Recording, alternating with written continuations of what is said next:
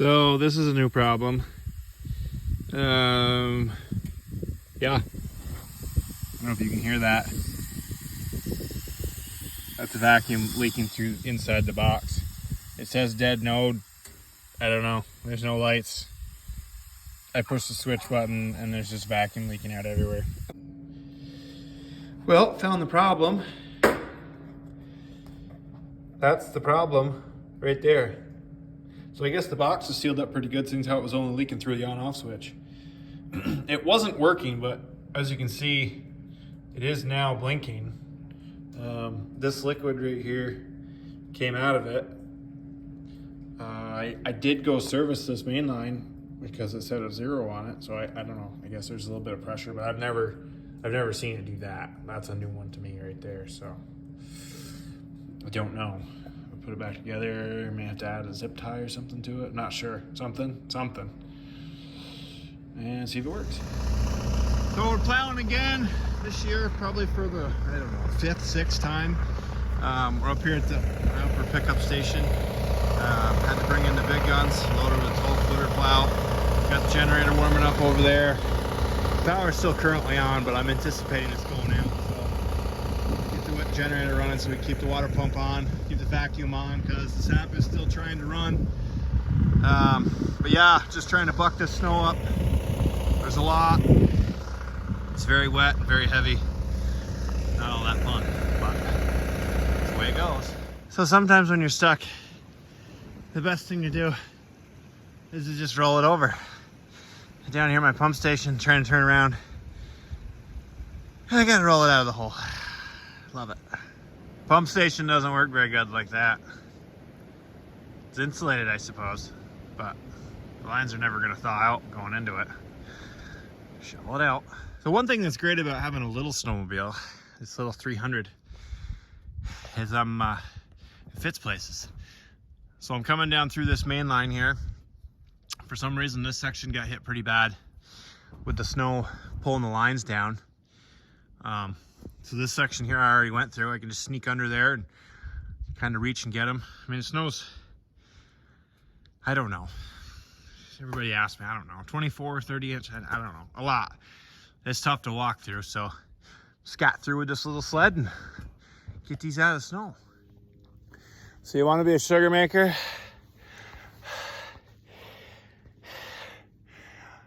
You either got to be dumb, or tough. Or if you're going to be dumb, you got to be tough. I don't know. Something like that. Sweat is pouring off me. It's 35 degrees out. The snow is up to my waist, basically. You see, it's up to my knees right there, but I haven't fallen all the way through. It like stops me. If I push down, I'm still not on the dirt yet, but just trying to pull some lines out. So if you want to be a sugar maker, bro, you might want to reconsider.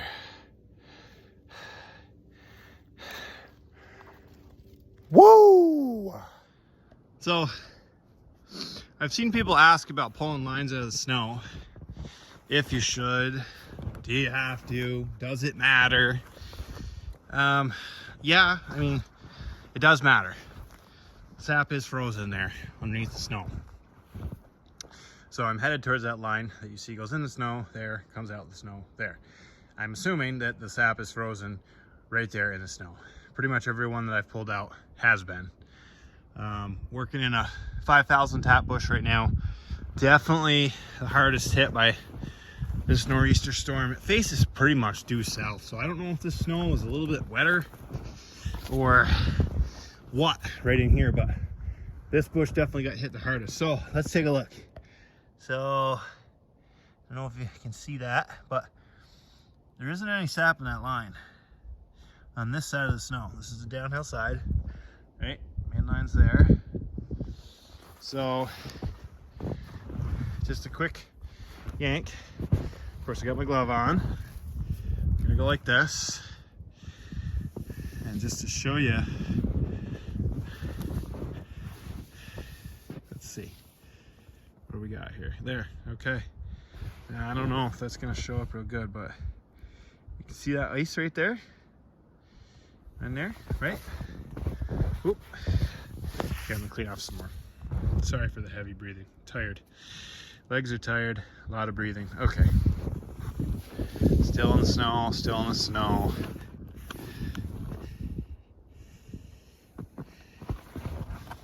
And okay, it looks like that's where the ice is. Basically, where it was under the snow. You know, there's like 2 foot of ice in there. You can see it hasn't been on snow very long, but already there's movement. So, you know, does it matter? I mean, yeah, it does. It's definitely critical to get the main lines out of the snow, right? Because that could hold up the whole world if you got the main line plugged up. It's going to hold up taps and taps and taps backed up behind it. If there's a main line froze or whatever with snow on it. So I'm running around like a chicken with my head cut off, pulling lines out as fast as I can everywhere. I probably pulled out like 1,000 taps worth inside of this 5,000 taps. So, I mean, that's a fair amount, right? And it's running decent right now. So, you know, some of the lines, that was easy. That was nothing. There's 2 taps behind that. And you're like, whatever, it's 2 taps. But, you know, that's dollar bills going in the tank, and might be the first decent run we've had, really, since mid-February. You know, so we got to catch up on it, catch it all.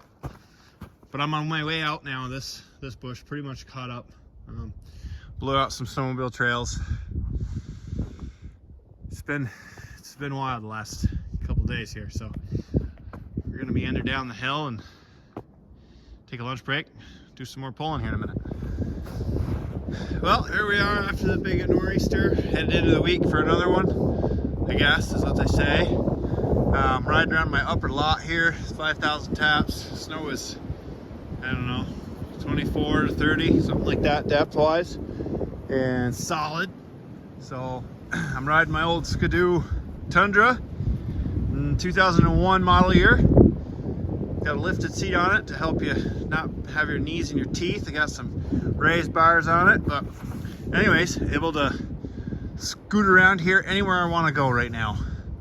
So, you know, to check lines for trees down on them or buried in the snow from this past storm, it's much faster than trying to walk with snowshoes on. Cover a lot of ground quickly. So if you come across one of these little machines, I totally recommend picking it up. You know, 300cc 2-stroke.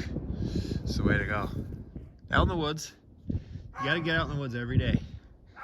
This is why. Right, the wind blew a little bit yesterday. That's a dead tree, dead top. Little tree right there. Blew down on top of the lines. So it's got 1, 2, 3, 4, 5, 16 lines stretched down to the max that were brand new this past summer. And of course the main line is slacked right down in a low spot. So that's no good. And you're probably wondering, why didn't I cut that dead tree down? Well, I don't believe it was dead when I was doing the tubing. So at least not that dead. It must have had green leaves on it. That's why I didn't cut it.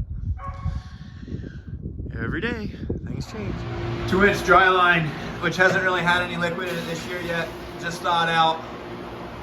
Apparently it was full of liquid yesterday, and that is black. And that's what happens when you got big pipes sometimes, and they don't get flushed out. That 2-inch dry line is 5,000 feet long, and that's a lot of chunkies. You're gonna have to wash this releaser out. Keep it from plugging the pump. That is interesting. Yucky. See those starfish in there? Flavor additions.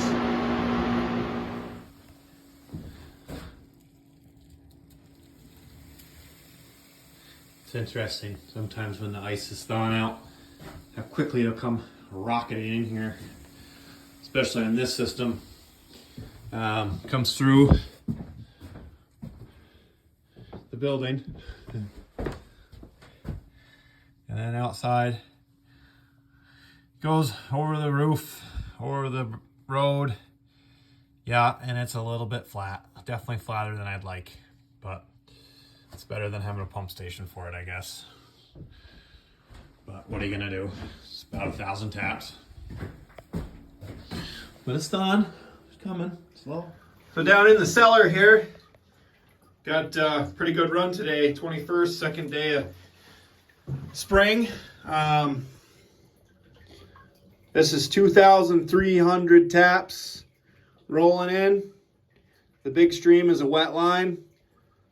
The other ones are just main lines on their own. Roughly, I don't know, that bigger one there, that's a 1-inch main. There's like 350 on that one, and the other ones are like 200.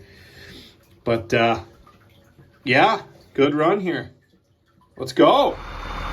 4 o'clock in the morning, getting the load. Tank's pretty full. Let's go see. Standing on the roof here. Gathering station. See what we got. So that 2,500 gallon tank right here is roughly half full. And there's another 2,500 gallon tank that's outside here. Well, that one's half full too, because I hooked to get it. So apparently there's 2,500 gallons-ish. Not as much as I thought, but whatever. We'll take it. See where the day brings. March 26th, finally getting a good run here at the upper lot. 5,000 taps coming in. It's not the best I've seen it run. It's about 500 gallons an hour. It's capable of a little over 600. But yeah, we'll take it. March 27th, out here chasing some leaks or looking for some leaks. Lots of snow here. We're still, let's see, this is like 1,800 feet elevation, 1,700 feet elevation right here.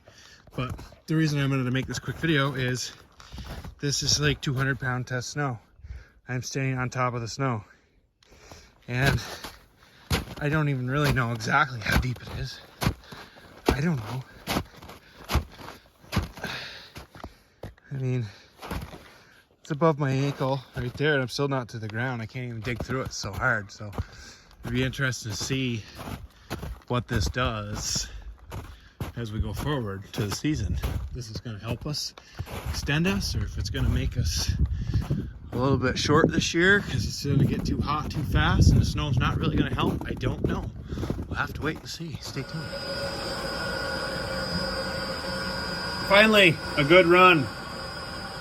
The upper lot's running 600 gallons an hour today. It's about what it's capable of. I always wonder why that makes an air bubble there. Something to do when it comes into that 90. Because if you close the valve a little bit and just shut it down just a little bit, it changes when it comes in.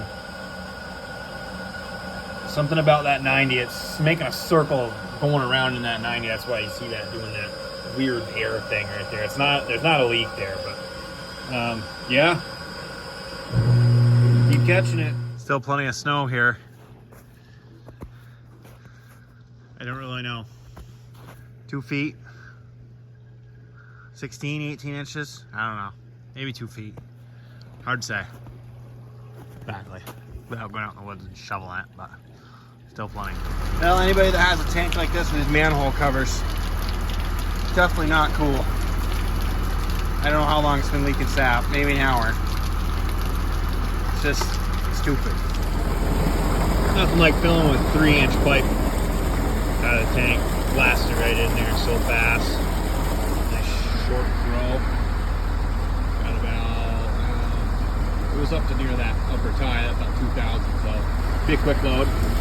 See? April 6th, 6 o'clock morning, sap ran all late, doing okay. Vacuum's still holding in there, just about 28, so that's good. And let's see, load I just hauled in. See if we can see that in the screen.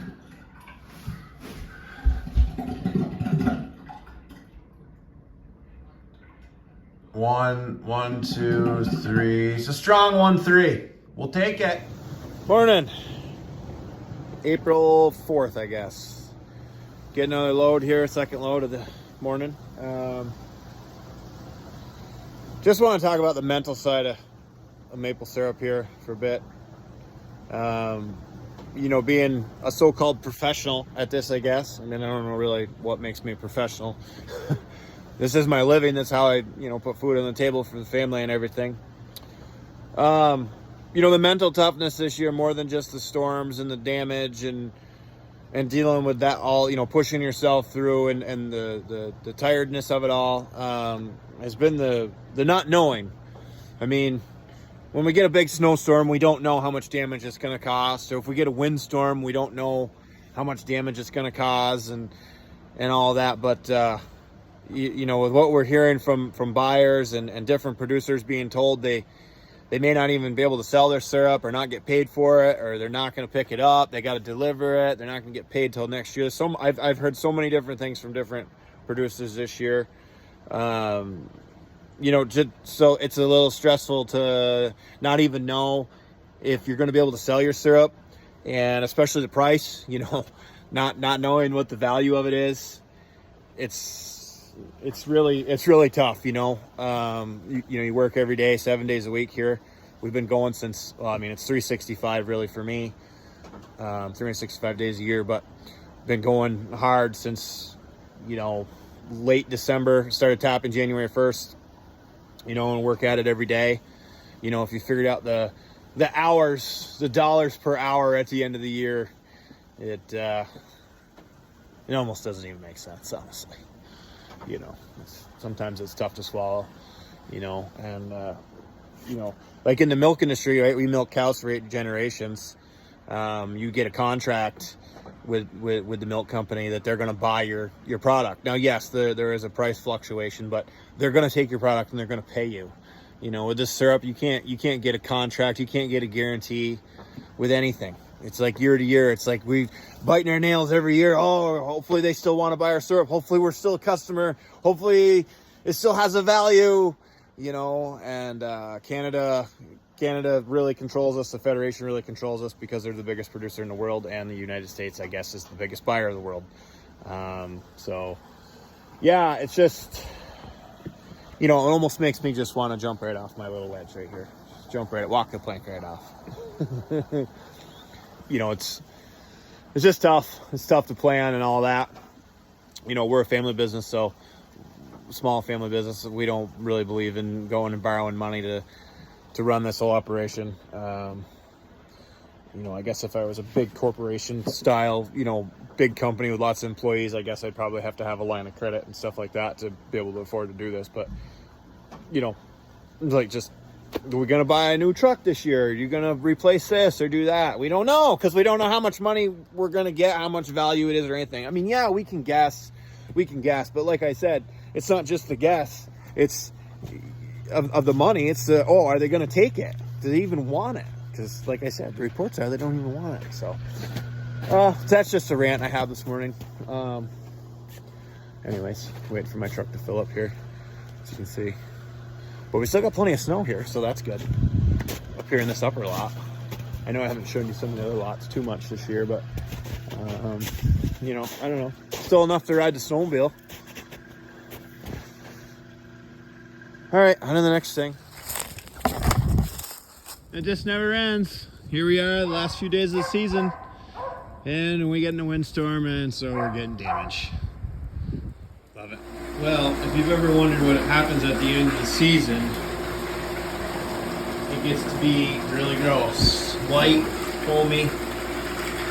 There's bacteria at the bottom of your release there. It's just white, yucky stuff.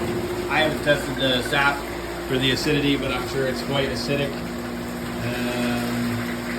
We had a big freeze last night. It'll probably clean up. A lot of times this first scrub out of the lines is like this, and hopefully it'll clean up, but coming out of that pump station right there, it looks like milk. Oh boy.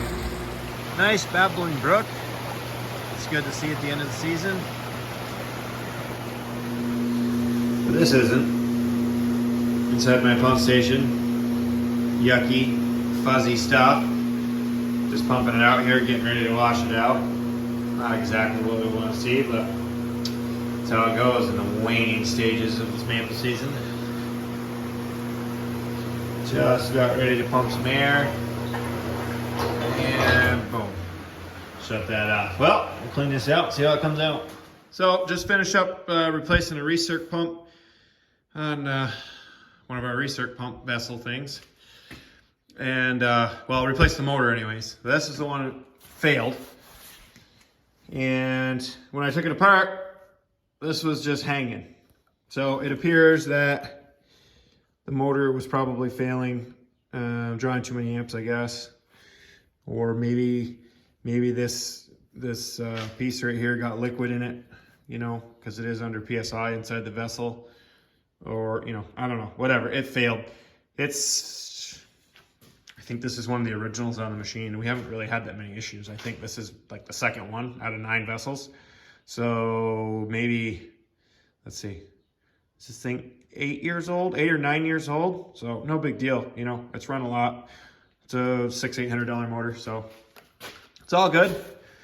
Back running now. Nothing like having to do tree maintenance just to pull taps. This never ends.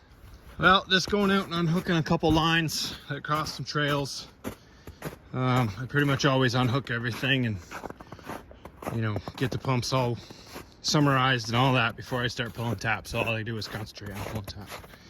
But I just wanted to show that, you know, here we are at whatever 1,800 feet or so, and it goes up a little bit from that. But you know, the wood still has snow in it. You can see a couple main lines through the trees over there, the wet dry, but I'm on this main trail that, you know, the sun's coming right in on this main trail and there's still plenty of snow.